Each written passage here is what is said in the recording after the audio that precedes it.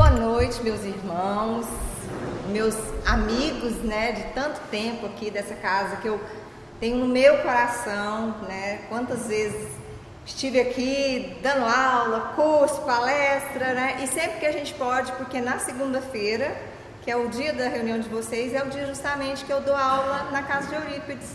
Esses 2 anos aí que a gente ficou praticamente, né? São quase 2 anos parados, eu continuei lá com o curso online, e a gente acabou gravando algumas palestras também. Quando o Marlon me puxava a orelha, eu enrolava ele bastante, mas no final dava certo. E o interessante desse tema de hoje, que eu fiquei refletindo muito sobre a busca da iluminação interior, surgiu por causa de um livro. Esse aqui, Voltei.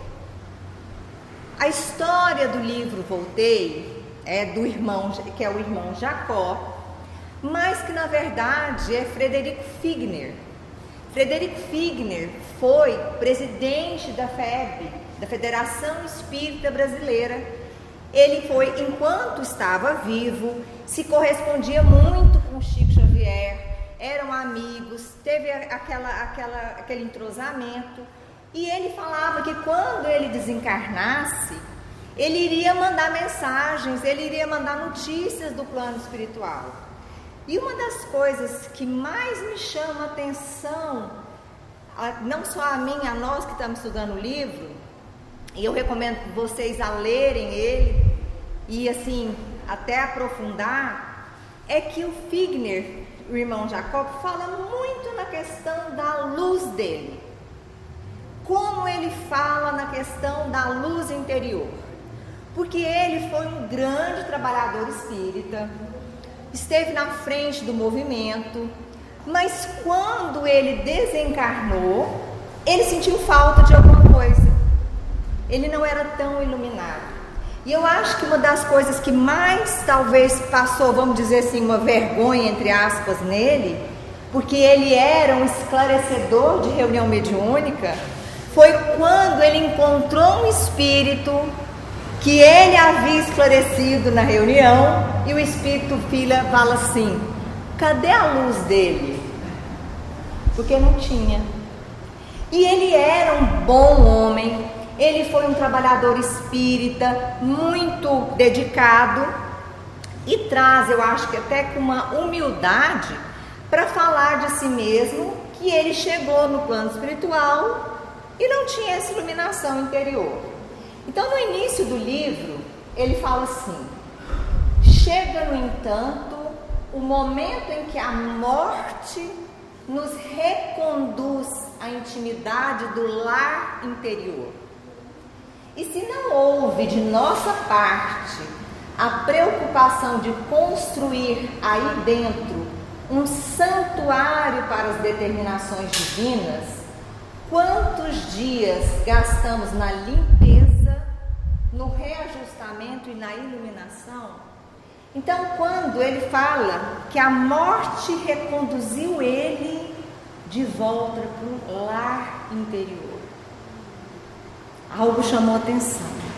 Aonde estava essa luz dele? Porque aí esse lar, aonde ele não cuidou, ou talvez cuidou de uma forma não tão eficiente, ele teve que fazer isso depois de desencarnado.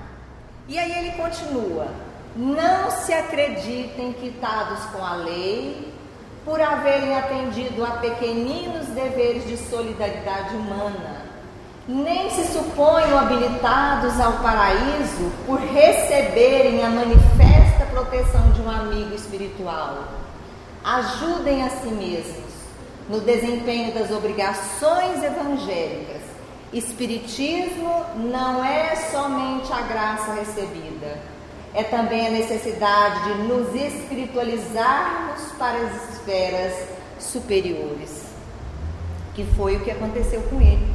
Que apesar de todo o trabalho dignificante, que também foi levado em conta, é óbvio, apesar de ter espíritos de alto gabarito, como Bittencourt Sampaio, Bezerra de Menezes, auxiliando ele até no desencarne, ele chega lá assustado porque estava sem luz interior.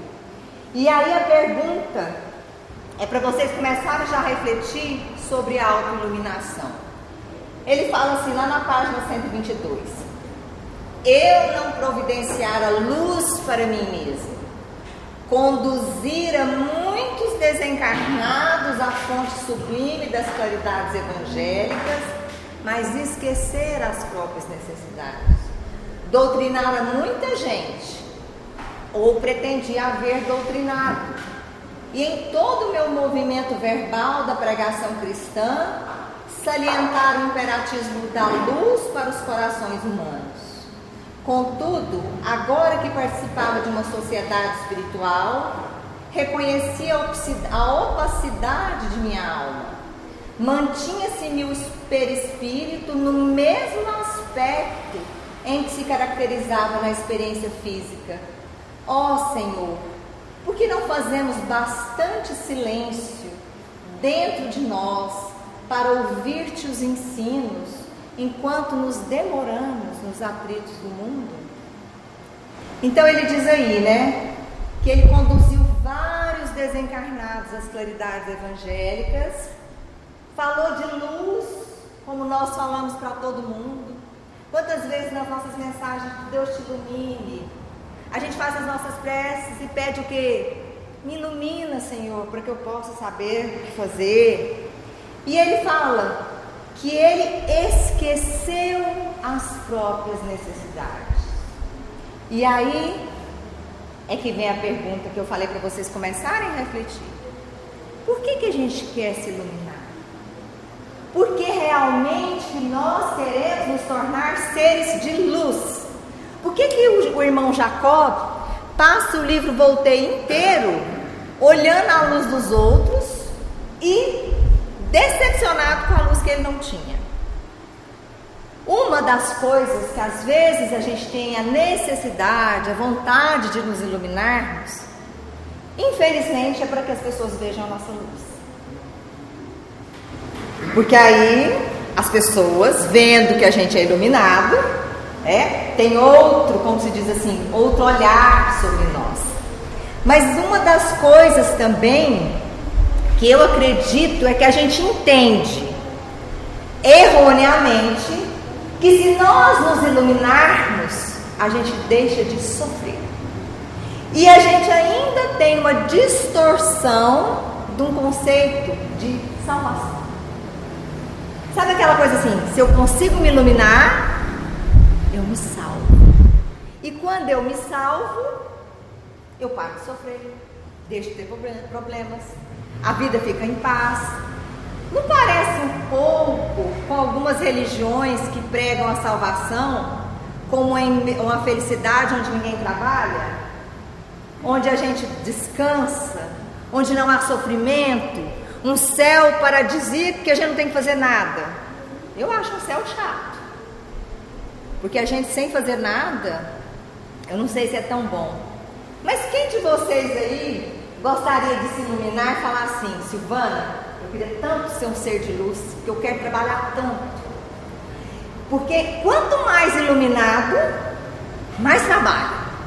Eu quero assumir as maiores responsabilidades. Eu quero chegar num ponto que eles me deem uma cidade para eu tomar conta, que aí todos os problemas da cidade vão vir na minha cabeça. Tipo o espírito de luz fulano, o que é que a gente faz agora? Eu quero ser um ser de luz, porque aqueles lugares mais tenebrosos do plano material e do plano espiritual eu quero ir. Eu quero me iluminar porque eu quero trabalhar demais. Sinceramente, será que a gente pensa assim? Porque quanto mais iluminado o espírito mais vontade de trabalho ele tem, mais vontade de crescer ele tem. E ele não aguenta. Uma coisa que o irmão Jacob deixa claro no livro é que ele estava doido para trabalhar de novo.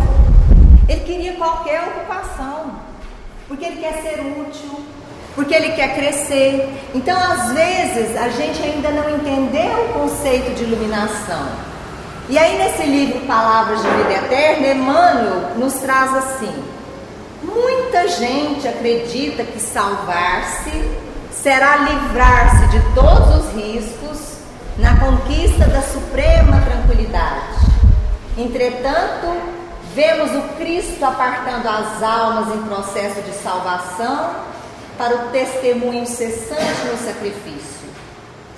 Muitos daqueles que foram acrescentados ao serviço da igreja nascente conheceram aflição e martírio, lapidação e morte. Designados por Jesus para a obra divina, não se forraram à dor. Mãos calejadas em duro trabalho, conheceram sarcasmos soezes e vigílias atrozes. Encontraram no excelso amigo não apenas o benfeitor que lhes garantia segurança, mas também o mestre ativo que lhes oferecia a lição em troca do conhecimento e a luta como preço da paz. É que salvar não será situar alguém na redoma da preguiça, a distância do suor na marcha evolutiva. Tanto quanto triunfar não significa deserção do combate. Consoante o ensinamento do próprio Cristo, que não isentou a si mesmo do selo infamante da cruz, salvar é, sobretudo, regenerar, instruir, educar e aperfeiçoar para a vida eterna. Tudo isso depende de esforço, depende de trabalho. A gente não consegue evoluir e crescer se não houver esforço nosso. A gente precisa ter essa consciência de que esse crescimento é assim mesmo, essa conquista, ela é dolorida, mas é isso que nos dignificam nesse processo de evolução. E quando a gente fala sobre autoiluminação, quanto mais a nossa consciência se amplia, mais luz interior a gente edifica dentro da gente. É o crescimento da consciência, a abertura da nossa consciência. E é lá, Joana de Ângelo, o Espírito, a benfeitora, no livro psicografado pelo Divaldo, ela fala assim: interessado em decifrar os enigmas do comportamento humano, Allan Kardec indagou aos benfeitores e guias da humanidade, conforme se lê o Livro dos Espíritos, na questão número 621. Onde está escrita a lei de Deus? Na consciência. Responderam com sabedoria. A consciência, é o estágio elevado que deves adquirir a fim de seguires no rumo da angelitude. Então, quando a gente vai ampliando essa consciência, a gente também vai ganhando iluminação. O que a gente precisa é desse olhar para dentro. Toda a busca do ser, desde sua tomada de consciência, ou seja, desde o momento em que ele se manifesta como espírito, é a busca de si no encontro com Deus. Como na imagem simbólica do paraíso, deverá voltar a Deus conscientemente através das suas conquistas. Então o espírito é criado simples e ignorante, e ele faz todo esse trajeto de crescimento para voltar a Deus. Essa busca da iluminação é a busca do divino em nós. É a consciência nossa que começa, vamos dizer assim, a se emparelhar com a consciência divina. Quanto mais a gente vai crescendo, mais essa consciência vai se expandindo. E a gente vai vendo o nosso crescimento, às vezes até nos livros que a gente lê. Leia um livro que você leu há 5 anos atrás. Você vai ver coisas lá que você falou assim: não acredito. Isso estava aqui? Por quê? Porque a nossa consciência é outra hoje, através desse esforço. E a Joana também diz que pode-se medir o estágio de evolução do ser pela sua consciência do dever. Aí é que está.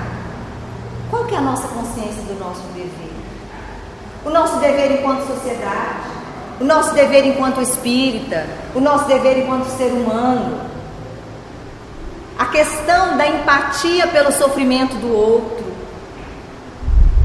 Nós vamos ser medidos, principalmente para mim, essa pandemia que nós estamos enfrentando. Eu acho que se tem uma coisa que ela vai levar em conta, eu acho que enquanto nós, na nossa bagagem de evolução espiritual, é o nível de empatia que nós tivemos pelo sofrimento alheio. Porque às vezes eu não fiz nada de errado, mas fui omissa. E às vezes, enquanto tinha um monte de gente morrendo, não estou criticando quem fez isso e nem colocando culpa na cabeça de ninguém. Mas quantas vezes a gente viu, às vezes, as pessoas morrendo, chorando, e eu falava, talvez a pessoa pensava assim: a vida é minha, o cuidado que eu quero, deixa os outros. Então, assim, se é uma coisa que eu acho que a gente está sendo testado nesse nível, eu acho que é. E uma das coisas que... Será que eu passei de novo? Passei. Que é a questão do mito da queda do paraíso e da autoconsciência. Vocês lembram lá no Gênesis? Tem lá a história de Adão e Eva, que come, é um mito, na verdade, que come a maçã, e aí eles começam a ter a ciência de que estavam nus. E aí, como se diz, Deus os castiga porque eles comem da árvore do fruto do bem e do mal. Mas o que quer dizer isso? Esse estado de paraíso, ele existe porque a consciência ainda não apareceu. Não há conflito. Nos mundos primitivos, que é a morada das nossas primeiras encarnações, não há consciência do bem e do mal. Ela só virá no mundo de provas e expiações, onde o espírito adquire o início da consciência. Lá nos mundos primitivos, se matasse um outro para poder comer, não tem essa coisa de eu ficar culpado, eu não tenho essa consciência. Mas a queda do paraíso, pensa numa criança. Eu me lembro quando eu era pequena e meu pai comprava aqueles gibis da Mônica, e eu adorava, porque eu olhava lá e eu via as figuras e eu inventava a história. Eu falava assim, aí ela falou isso. Aí de repente eu aprendi a ler. Sabe o que aconteceu? Eu fiquei na maior raiva, porque eu olhava a história e eu não conseguia mais distorcer ela do jeito que eu queria. Porque a hora que eu olhava, eu era obrigada a ler. Eu tinha 5 anos. E hoje eu penso, essa é a tomada de consciência. Sabe quando desperta e você não consegue mais fechar o olho? É assim mesmo.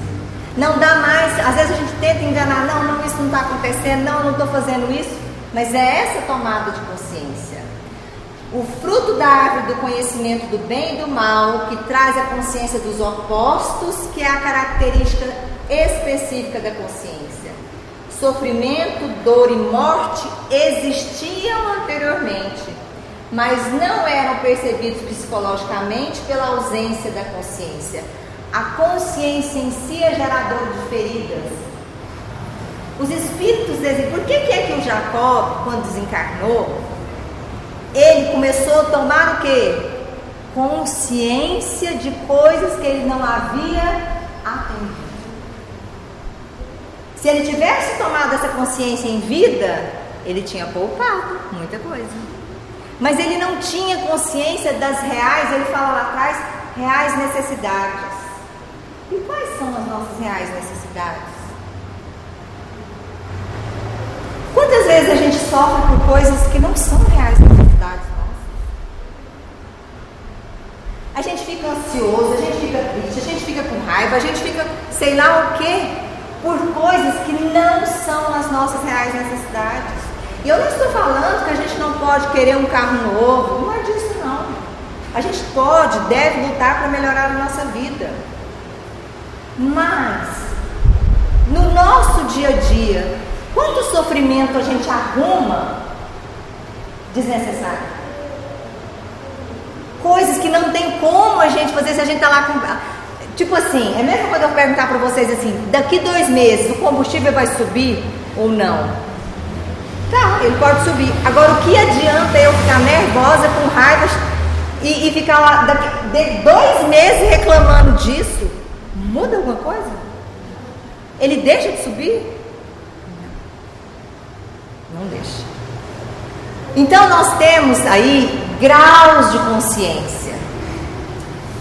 Existem inúmeros graus de consciência, já que algumas pessoas se esforçam mais ou menos que outras. Mas o grau de consciência é muito difícil de medir. É muito difícil determinar o verdadeiro nível de consciência de alguém. Talvez a melhor medida do grau de consciência de alguém seja encontrada na coerência da sua atitude geral quanto ao pensamento. Uma pessoa que pensa com integridade, ela tem maior grau de consciência. O que é pensar com integridade? Vou trazer aqui para vocês. A Joana de Ângelo, o Espírito, diz que a integridade resulta da disciplina das tendências negativas, das aspirações superficiais a favor dos valores de expressão profunda e plena consciência de objetivo e significado existencial. Vamos dar uma paradinha aqui para vocês entenderem. Quando a gente fala do grau de consciência, cada um de nós tem um grau de consciência. Isso é normal. Não adianta eu querer ter um grau de consciência igual ao outro. E esse grau de consciência a gente poderia falar que é também o nível da nossa luz. Agora, olha o que é interessante. Se eu sou uma lâmpada, vamos dar esse exemplo, de 40 watts, reencarno com 40 watts aqui. E aí, hipoteticamente, tá, gente? Estou dando um exemplo. E aí, durante a minha encarnação toda, a única coisa que eu consigo acender da minha lâmpada, 10 watts. Eu vou chegar devendo. Porque a espiritualidade vai falar assim, você era uma lâmpada de 40, minha filha. Conseguiu só 10. Mas e se um reencarna e é uma lâmpada de 5 e consegue 4? Aparentemente é uma lâmpadazinha fraca, não é? 4 watts só. Mas olha o tanto que ele aproveitou. Por isso que não dá para a gente comparar uma pessoa com a outra. Por isso que quando a gente desencarna, esse nível de iluminação interior de consciência depende de cada um, do seu próprio esforço e compromisso consigo mesmo. Então a Joana diz que integridade resulta de disciplina das tendências negativas. Ela não fala que resulta para acabar as nossas tendências. Sabe por quê? Porque ela sabe que nós não vamos acabar com elas. Só não vai existir tendência negativa em nós quando nós somos perfeitos. Até lá eu vou contar uma história para vocês. Tem muito caminho pela frente.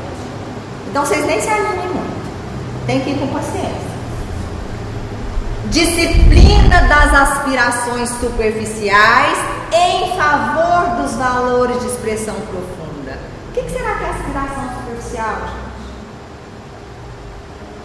Quanto nível de ansiedade a gente está aí, né, para tanta coisa. Eu vou até trazer uma fala da Joana até aí.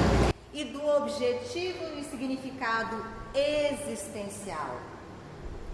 E o Espírito Joana, nesse livro Liberta-te do Mal, ela fala assim sobre, eu trouxe como consciência e autoanálise. Insistir-se no trabalho interno de preservação da harmonia constitui o grande desafio existencial. Não raro, a inquietação desse momento, decorrente da falta de reflexão, faculta o surgimento de compromissos que não se encontram na pauta dos deveres pessoais, gerando situações complicadas para o futuro. Sabe o que é o problema nosso? A gente parece que anda emaranhado em umas coisas. A gente quer fazer o trabalho das pessoas sem atentar para as nossas obrigações reais. E a gente acha que está ajudando os outros. A gente acha. Não, mas eu sou uma pessoa boa, porque eu ajudo todo mundo. Olha o que o Frederico Figner e o irmão Jacó aconteceu. Eu ajudo todo mundo. Tá, mas será que a gente está ajudando muito? Ou será que a gente está tirando a oportunidade também de pessoas crescerem? E aí ela fala assim: insistir no trabalho interno de preservação da harmonia é o grande desafio existencial. Gente, como é difícil, né? A gente preservar a nossa harmonia interior. Como é difícil. Nós somos tão maleáveis, né? Qualquer coisa que acontece tira a gente do sério. A gente às vezes já fica lá irritado, já fica preocupado, já fica triste, já fica ansioso. Mas isso ela fala por causa da nossa falta de reflexão. Detivesse o indivíduo em análise cuidadosa das próprias possibilidades, assim como das alternativas proporcionadas pela jornada humana, e mais facilmente seria a eleição das condutas compatíveis com a sua evolução. Então, se a gente realmente fizesse o que o Jacó falou no início, do silêncio interior, para começar a se perguntar, às vezes quando eu acordo ansioso, quando eu acordo triste, quando eu estou no trabalho e me acontece alguma coisa, eu reservar aquele momento e me perguntar: por que eu estou assim? O que aconteceu? Por que eu estou tão irritado com alguma coisa? Isso está me tirando do sério. E aí depois que eu descubro por que é o motivo real, que aí eu vou pensar: não, mas espera aí, o que aconteceu? Porque hoje eu estou num dia difícil. E aí eu começo a voltar lá atrás e começo a descobrir que alguém fez uma cara feia para mim, talvez, dentro de casa, me chamou a atenção.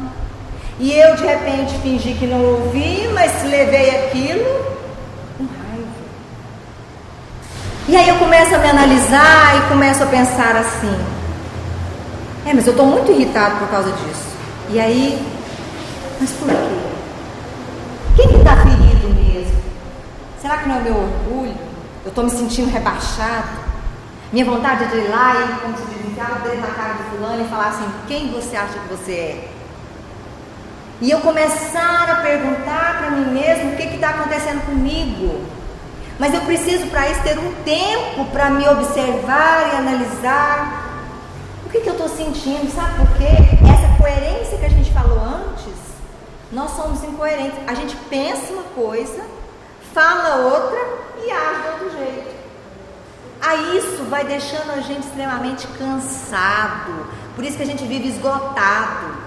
Porque a gente está se carregando, um monte de coisa. Porque a gente não tem coerência.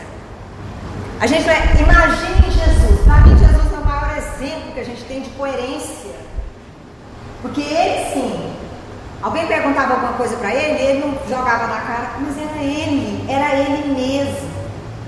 E ele falava com docilidade o que achava, mas de uma coerência que não tinha. O que mais tentaram foi alguém pegar, como se diz assim, alguma coisinha dele para poder falar. E ela fala o seguinte: o tempo sem tempo da atualidade faz com que as pessoas atulhem a mente com preocupações secundárias e vazias de sentido, em detrimento dos legítimos significados existenciais. A falsa necessidade de se acompanhar todos os acontecimentos globais, participando da sementeira da futilidade das tragédias do cotidiano, vem empurrando o ser humano para os abismos do estresse, do medo, decorrentes da ansiedade por tudo desejar, assim como do amortecimento dos interesses elevados em relação ao próximo e a si mesmo. O tempo sem tempo nosso. Gente, como a gente não tem tempo para nada? Mas será? Quanto tempo será que a gente perde no celular? Não estou criticando quem pega o celular, não, porque eu também faço isso. Mas vocês já perceberam que a gente entra lá, dá 5 minutos, de repente em 40 minutos você está lá, no negócio? E de um negócio você passa para o outro. E aí de repente você começa a ver as coisas acontecendo. E eu não sei vocês, mas eu me dá uma inveja que povo que parece que só viaja, sabe? Só posta foto, só viaja. E posta foto de comida. Eu falo, gente do céu, né? Será que o Covid acabou para esse povo? Né? Será que só eu que estou aqui? Tem hora que eu ficava pensando, será que só eu que estou aqui na pandemia ainda usando máscara? Que é lógico. Eu até falei, não, eu vou excluir Instagram, porque aquele negócio lá. E olha para vocês verem como é que é, não vou falar falsidade não, irrealidade do que se posta. Eu tenho uma prima minha, que ela é dessas, assim, né? Claro que não vou contar o nome de vocês, senão vocês ainda vão falar para ela, encontrar ainda, falar que eu falei mal dela na palestra, apesar que eu sei que está gravando, Deus ajude que ela não assista. As fotos é só assim, I love família, não sei o quê, aí, tipo assim, reunião no Natal, aquela coisa que você olha assim e você fala assim, gente, que perfeição. Gente, como é lindo, nossa, ela ama todo mundo, ela tá, não, é um negócio assim que até eu fiquei com ciúme, eu falei, meu Deus do céu, eu não tenho esse amor assim. E aí eu fui conversar com outra pessoa, que é a irmã dela, e passou o Natal junto, ela falando, você não sabe como é que foi o clima aqui. Eu falei, como assim? Tipo assim, o clima estava difícil, mas as fotos não eram aquilo, as fotos eram tipo assim, né? Amo, amor, lindo. Ela falou, não. Negócio. Aí ela foi me contar os detalhes, eu falei, meu Deus. E a gente olhava as fotos, estava assim, sabe? Aquela coisa assim, meu Deus, tudo lindo. Mas é uma coisa irreal. É uma coisa irreal. Porque todos temos problemas. Todos temos dias difíceis. Mas a gente quer mostrar só a carinha boa lá. E aí a gente que às vezes está menos desavisado começa a ficar chateado, porque você começa a pensar assim, gente, será que sou eu? Que estou com raiva do combustível, do ônibus, de outras coisas, do preço das coisas do supermercado, né? Há escassez de tempo e de tranquilidade para a autoanálise, para a avaliação das legítimas necessidades emocionais na viagem do autoencontro.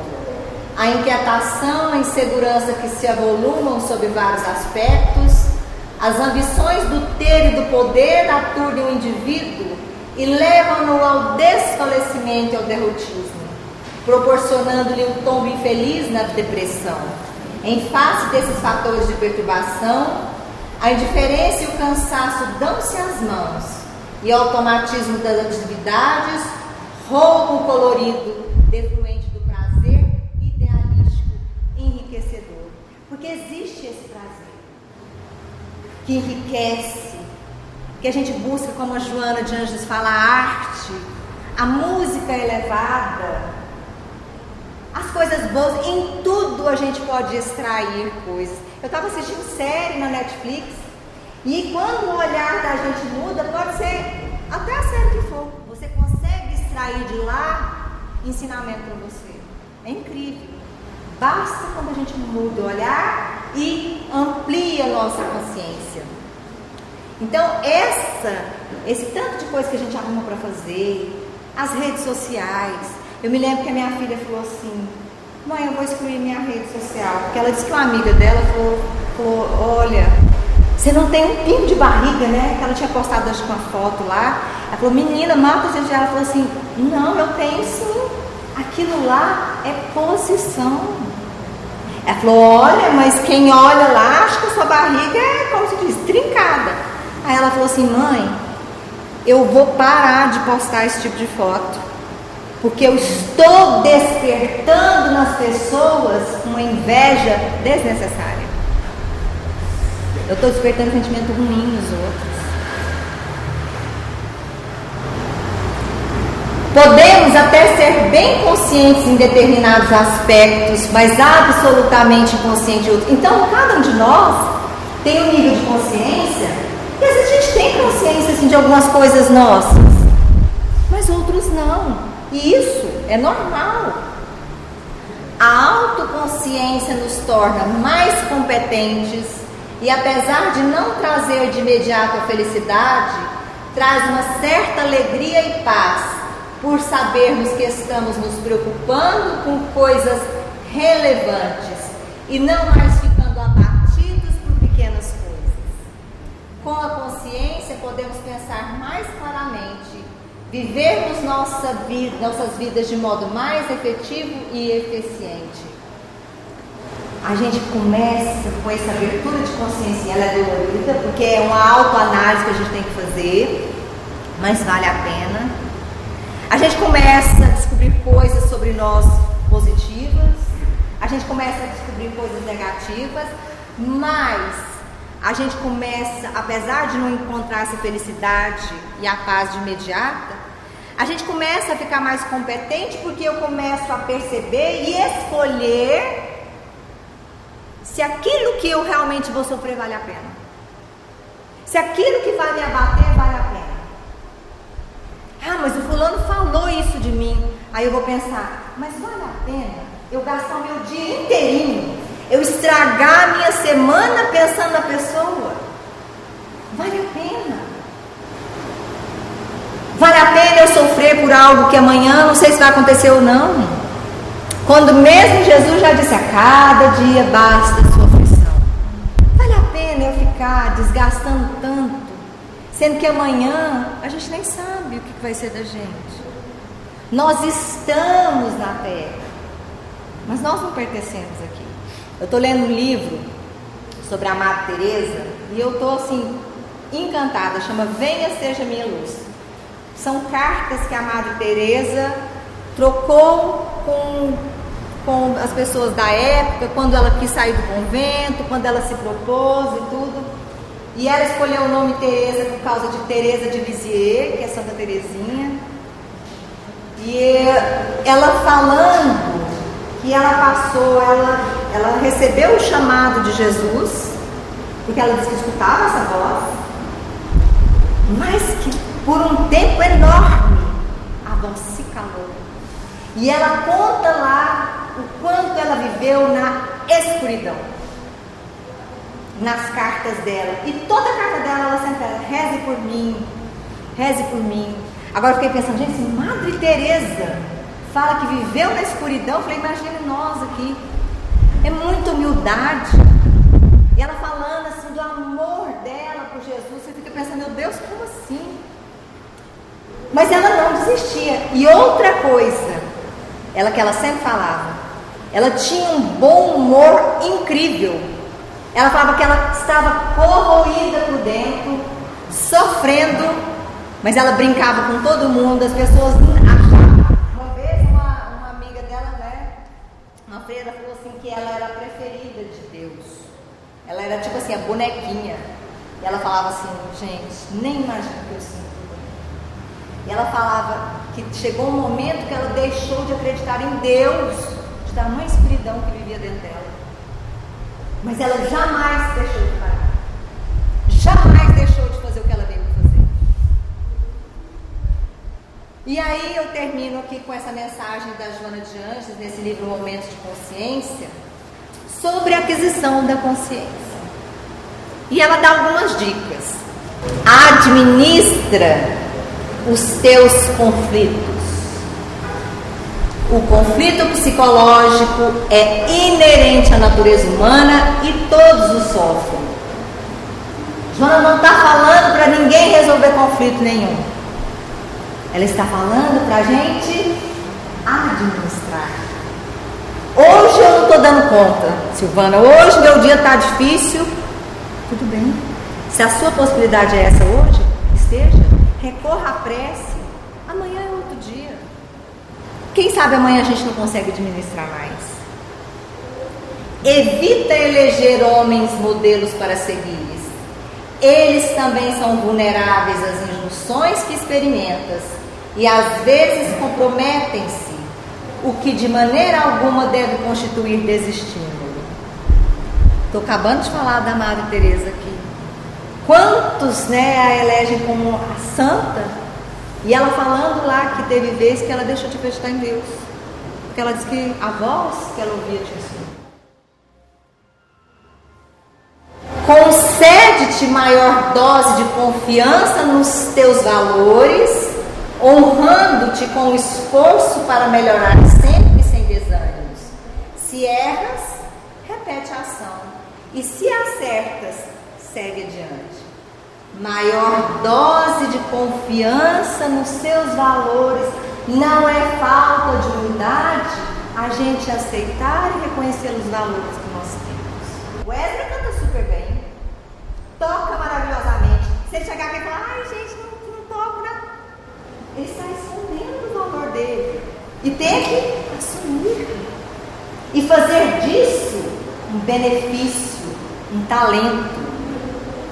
Não te evadas ao enfrentamento dos problemas usando expedientes falsos, comprometedores, que te surpreenderão mais tarde com dependências infelizes. Quando tem coisas que estão batendo a nossa porta, pedindo para que a gente olhe, para que a gente reflita, e a gente fala, não, esse problema não existe, não, isso não está acontecendo. E vai lá, vamos parar cutucando. Está chamando a nossa atenção. Às vezes é algo de saúde, às vezes é algo de relacionamento, mas ele está lá. Reage à depressão, trabalhando sem autopiedade nem acomodação preguiçosa. Tenha em mente que os teus não são os piores problemas. Eles pesam o volume que lhes empresta. Olha só. Trabalhando sem autopiedade. Ai, Carlinhos, que vida difícil. Os teus não são os piores problemas, eles pesam os volumes que lhes emprestam. Será que a gente está dando muito volume para os nossos problemas? Eles estão ficando muito pesados? E a gente fica cansado. Porque aquilo a gente vai lá. Vocês já perceberam como às vezes a gente chega no final do dia, a gente está completamente sem energia, porque desgastou com coisa desnecessária. Aí você fica assim, meu Deus, por que será que eu ando tão cansado? Eu só estou trabalhando, eu estou fazendo as coisas. Mas a gente não para perceber a nossa mente, que não para o tempo inteiro. Você está lavando vasilha pensando no que você tem que falar com fulano. Quando você está com fulano, você está pensando no que você tem que fazer no supermercado. A gente não tem momento presente e apto de concentrar. Você está assistindo televisão, mexendo no celular, conversando com fulano ao mesmo tempo. Aí depois já não quer estar cansado. Vai estar esgotado mesmo. Libera-te da queixa pessimista e medita mais nas fórmulas para perseverar e produzir. Parar de reclamar, gente. Diga.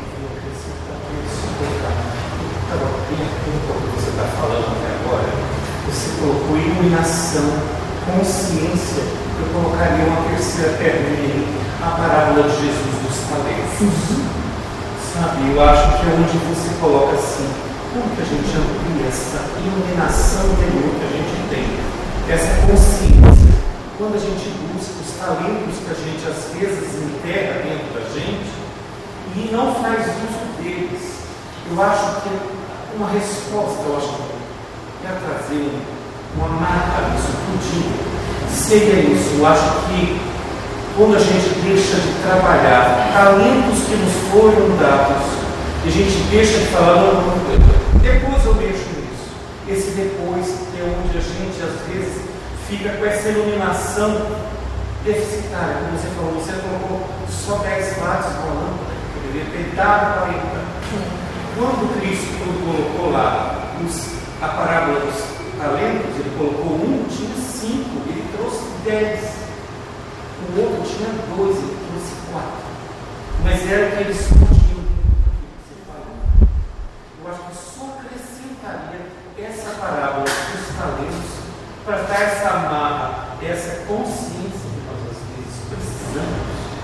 É onde a gente vê às vezes um talento que está escondido dentro da gente. Foi dado e nós não fizemos. E aí a lâmpada não vai. Era para brilhar 30 watts. Fica assim, porque você pode fazer. É só querer. O que a gente muitas vezes falta é dar o primeiro passo, como o Ezra falou. Ai, não vou fazer prece no centro. Imagina um dia fazer uma palestra. Todo mundo no primeiro dia. Todo mundo. Ah, mas aí se eu errar a prece, quem vai falar? Não, é assim mesmo.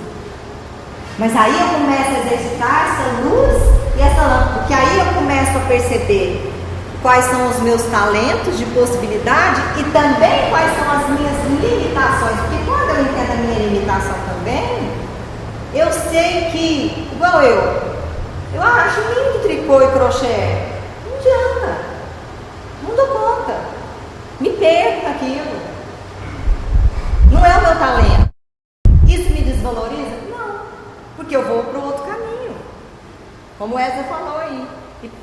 Nunca ceda esse espaço à hora vazia, que se preenche de tédio, mal-estar ou perturbação. Aquela hora que você fica lá, né, imbuído na preguiça e deixando, como se diz, deixa a vida levar a gente. O que faças, faze o bem com dedicação. Lembra-te de que és humano e o processo de conscientização é lento, que adquirirás segurança e lucidez através da ação contínua. O que a gente faz? Qualquer coisa. Vamos fazer bem. Vamos fazer isso que o Ezra falou do talento, de brilhar a nossa lâmpada. A nossa lâmpada ela é um watt só. Mas vamos tentar chegar no meio watt, sei lá. E talvez a nossa lâmpada ela é grandiosa. Mas se eu fico no meu cantinho, com medo de me esforçar, de me expor, de ser criticado, de que as pessoas... Imaginem se Jesus tivesse medo de ter sido criticado pelos fariseus. Ele não tinha saído do lugar, gente. Às vezes a gente fica tão preocupado que as pessoas vejam a nossa luz, mas ela aqui dentro não está sendo feita. Porque para isso eu preciso dessa consciência. Para isso eu preciso desse autoexame, desse trabalho. É esforço, gente, não é fácil. Mas só assim que a gente vai poder retornar para Deus na conquista de nós mesmos. Muito obrigada. Nossos agradecimentos à nossa irmã Silvana, até por essas palavras de despertar da consciência. Porque todos nós, né, Silvana, nós temos a nossa missão a cumprir, e só através do esforço e do trabalho, e termos consciência dessa missão, que todos nós temos uma missão a cumprir aqui. Nós não viemos aqui a passeio.